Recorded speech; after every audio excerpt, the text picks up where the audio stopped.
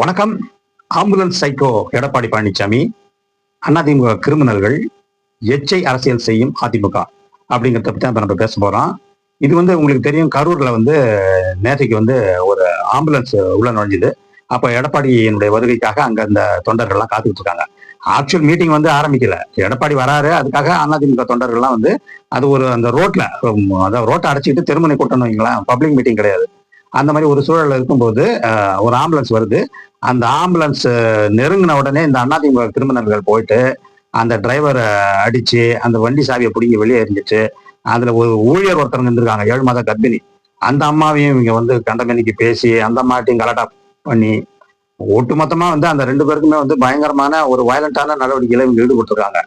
அவங்க 2 பேரும் பாவம், அவங்க கவர்மெண்ட் சர்வெண்ட். அவங்க அந்த நேரத்துல உயிர் காக்கிறதுக்காக போறாங்க. ஒரு கால் வந்ததுனால தான் போறாங்க அப்படிங்கிறத பாக்குறோம். அந்த சூழல்ல இந்த அதிமுக கிரிமினல்கள் அங்க ஒரு 5000 பேர் கொண்ட ஒரு கும்பல் 2 பேரை அட்டாக் பண்ணா எப்படி இருக்கும் யோசனை பண்ணி பாருங்க. அவங்க நல்ல வேலை அவங்க உள்ள வேன் உள்ள இருந்ததால ஓரளவு அவங்க உயிர் பொழைச்சது. இல்லாட்டி இந்த இந்த கிரிமினல்கள், அதிமுக கிரிமினல்கள் இப்ப இருந்த வேகத்துக்கும் இருந்த வெறிக்கும் இருந்த ஒரு அந்த ஒரு ஒரு ரவுடித்தனத்துக்குமே ஆளே கொண்டு இருப்பாங்க. நல்ல வேலை உள்ள இருந்ததால அவங்க தப்பிச்சாங்க. இப்ப அவங்க 2 பேருமே ஹாஸ்பிட்டல் அட்மிட் ஆயிருக்காங்க அப்படிங்கிறத பாக்குறோம்.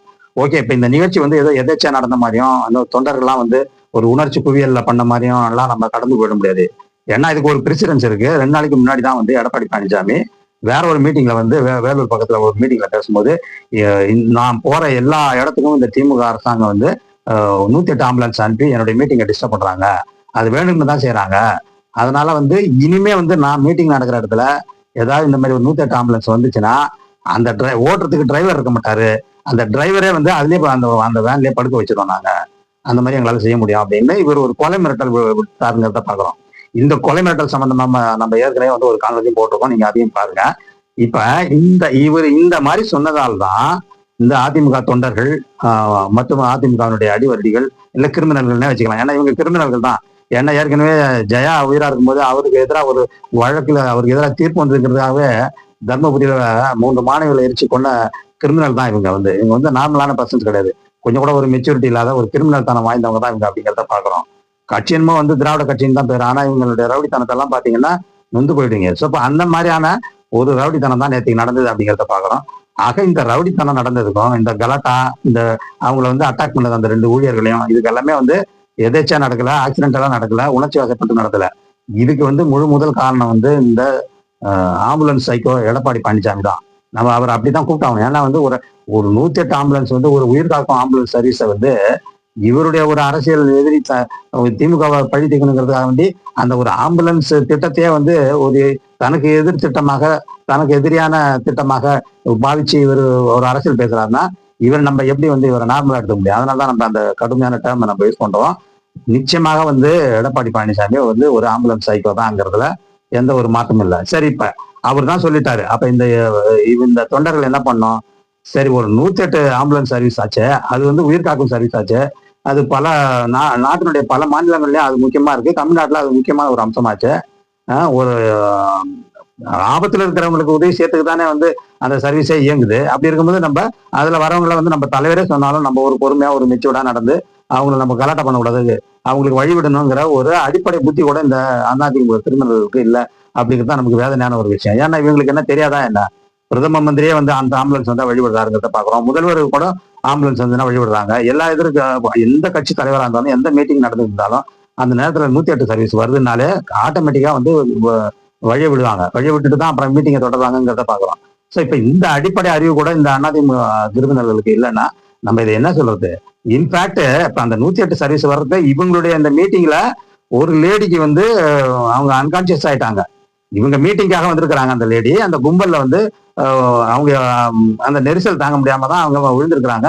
இவங்க கட்சி தொண்டரே தான் ஒருத்தர் போன் பண்ணி தான் அந்த 108 ஆம்புலன்ஸுக்கு போன் பண்ணாங்க அப்படிங்கிறத பாக்குறோம். ஆக ஒரு இவங்களுடைய ஒரு கட்சி தொண்டரை காப்பாற்ற வந்த அந்த 108 ஆம்புலன்ஸே இந்த அளவு இந்த பாடுபட்டுறாங்கன்னா இந்த எடப்பாடி பழனிசாமியும் சரி, இல்ல இந்த அதிமுக கிரிமினல் சரி, நம்ம இவங்களை எப்படி புரிஞ்சுக்க முடியும்? இது கட்சியா இல்ல இது ஒரு ரவுடி கும்பலா அப்படிங்கிற மாதிரி அந்த கேள்விதான் நம்ம கேட்க வேண்டியதா இருக்கு.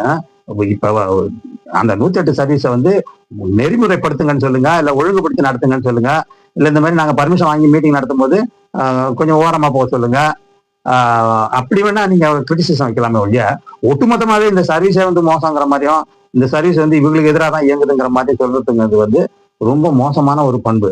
அடுத்தது வந்து இதை வச்சு இவங்க செய்யற எச்சி அரசியலை பார்ப்போம். அதாவது என்ன எவ்வளவோ அரசியல் பண்றதுக்கு என்னென்னவோ இருக்கு. ஒரு பொறுப்பான எதிர்கட்சியா என்னென்ன வேலைகளை பண்ணலாம். இப்ப இந்த இந்த 4 வருஷமா இவங்க எதிர்கட்சியா இருக்கிறாங்களே ஒழிய ஏதாவது மக்கள் பிரச்சனையை எடுத்து போராடுறாங்களா? இவங்க உட்கட்சி பிரச்சனையை போராடுறதும், இப்ப எடப்பாடி பழனிசாமி மீட்டிங் வந்தா அங்க கோஷ்டி சண்டை போடுறதும், இவங்க வந்து இவங்களுக்குள்ள இருக்கிற பிரச்சனைகளை வந்து பொது வழியில தீர்த்துக்கிறத தவிர ஏதாவது ஒரு உருப்படியான அரசியலை செய்யறாங்களா? யோசனை பண்ணி பாருங்க. ஆக இப்ப இந்த ஆம்புலன்ஸ் இந்த பிரச்சனை கூட இது அதிமுகவினுடைய ஒரு எச்சைத்தனமான அரசியல் தான் இதை நம்ம சொல்லணும். ஏன் நம்ம இந்த மாதிரியான கடினமான வார்த்தைகளை பயன்படுத்துறோம்னா அவங்க செய்யறது அப்படி இருக்கு. எவ்வளவோ பிரச்சனைகள் வந்து நாட்டுல இருக்குது. அரசாங்கம் வந்து திமுக அரசாங்கத்தை எதிர்க்கிறதுக்கு எத்தனை பிரச்சனைகள் இருக்கு. இது இருக்கு, ஆணவ கொலைகள் நடந்துகிட்டு இருக்குங்கிறத பாக்குறோம். அதே மாதிரி வந்து சட்டம் ஒழுங்குல சில பிரச்சனைகள் இருக்கு. கடத்தல்கள் மர்டர்ஸ் எல்லாம் கூட நடக்குதுன்னு தான் வச்சுங்க. ஒரு ரொட்டீனா ஒரு அரசாங்கம் இருக்கும்போது விலைவாசி உயர்வா இருக்கட்டும், இல்ல திட்டங்களா இருக்கட்டும், இல்ல திட்டங்களை சரியா நடைமுறைப்படுத்தாம இருக்கட்டும், இல்ல போலீஸ் அத்துமீறல்கள், எவ்வளவு பிரச்சனைகள் வந்து இந்த திமுக அரசாங்கத்தை வந்து எதிர்த்து பேசுறதுக்கும் அதை விமர்சிக்கிறதுக்கும் எத்தனை பிரச்சனைகள் இருக்கு.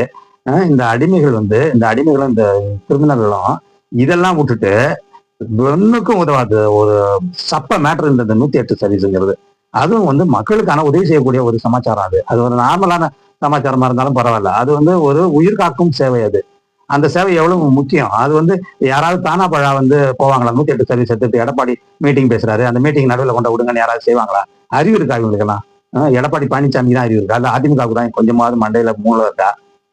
அது வந்து தேவை இல்லாம யாராவது அந்த வண்டியை எடுப்பாங்களா? இஷ்டத்துக்கு வண்டி எடுத்துட முடியுமா? ஒரு காலுக்கு ரெக்கார்டு வேணும், லாக் புக் வேணும், அதே மாதிரி யாரு கூப்பிட்டாங்கிற அட்ரஸ் வேணும். எல்லாமே வந்து எவிடன்ஸ் இருந்தாதான் ஒரு 108 போக முடியும். 108 எல்லாரும் கூப்பிட்ட உடனே எல்லாம் போயிடாது. ஒரு ஆட்சியில இருந்த முன்னாள் முதல்வர் இவங்க ஆட்சியில தமிழ்நாட்டை அதிகமான ஆண்டுகள் இவங்க தான் ஆட்சி செஞ்சிருக்காங்கிறத பாக்குறோம். இவ்வளவு தூரம் ஒரு நிர்வாக அனுபவம் இருந்தும் பொதுமக்கள் சார்ந்த ஒரு சர்வீஸை வச்சு ஒரு அரசியல் பண்றாங்கன்னா இதை வந்து எச்சி அரசியல் இல்லாம வேற என்ன அரசியல் இப்ப சொல்றது?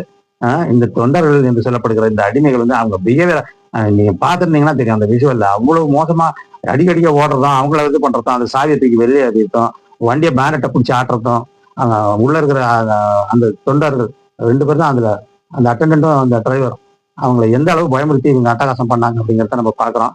ஆக இதெல்லாமே வந்து ஒரு நல்ல எதிர்கட்சி செய்யக்கூடிய வேலை கிடையாது. இதுல இருந்து நமக்கு என்ன தெரியுதுன்னா இந்த அதிமுகவுடைய எச்சி அரசியலுக்கு காரணமே வந்து இது வந்து இப்போதைக்கு வந்து நல்ல எதிர்கட்சியா செயல்படுறதுக்கான எந்த யோகியதையும், எந்த அருகதையும், எந்த கட்ஸும் கிடையாது அப்படிங்கிறத நம்ம இதுல தெரியுது. கூடவே வந்து இவங்க பாஜகவோட கூட்டணி இருக்கிறதால அதனுடைய அந்த பாஜகவுடைய எச்சி அரசியல் தனம் வந்து இவங்களுக்கும் சேர்ந்துச்சோ, இவங்களுக்கும் அது தொத்திக்கிச்சோ அப்படிங்கிற சந்தேகம் தான் நமக்கு இப்போதைக்கு வருது. ஆக இந்த 108 ஆம்புலன்ஸை வைத்து சைக்கோத்தனமாக நடந்து கொள்கிற எடப்பாடிக்கு நம்ம கண்டனம் தெரிவிச்சுதான் ஆகணும். அதே மாதிரி அவர் தான் லூசுத்தனமா ஏதோ ஒண்ணு சொல்றாருன்ட்டு அதை வந்து ஆராய்ந்து பார்க்காம அதை அப்படியே செயல்படுத்துற விதமாக ரியலாவே வந்து ஒரு 108 ஆம்புலன்ஸ் அட்டாக் பண்றதும் அதுல வந்த ஊழியர்களை அட்டாக் பண்றதும் இந்த அதிமுகவினுடைய அடிமைகள் வந்து உண்மையிலே அறவே மரகண்டு போயிட்டாங்க அப்படிங்கிறது தான் நமக்கு இதுல இருந்து தெரிய வருது. 3வது இந்த மாதிரியான சில்லற விஷயங்கள்ல வந்து அரசியல் செய்யறதுக்கு பேர் வந்து எச்சி அரசியல் தான் நம்ம சொல்லுவோம். இந்த மாதிரி எச்சித்தனமான அரசியலை செய்யறதை விட்டுட்டு மக்களுக்கு ஒரு கன்ஸ்ட்ரக்டிவான ஒரு நல்ல எதிர்கட்சியாக, இல்ல வந்து அடுத்த எலெக்ஷன்ல நல்ல விஷயங்களை பேசக்கூடிய ஒரு எதிர்கட்சியாக அரசியல் இவங்க செய்யணுங்கிறது தான் நம்ம இந்த நேரத்துல வைக்கிற கருத்தாகும். இன்னொரு அமர்வுல வேறொரு உடைத்து பார்ப்போம். நன்றி, வணக்கம்.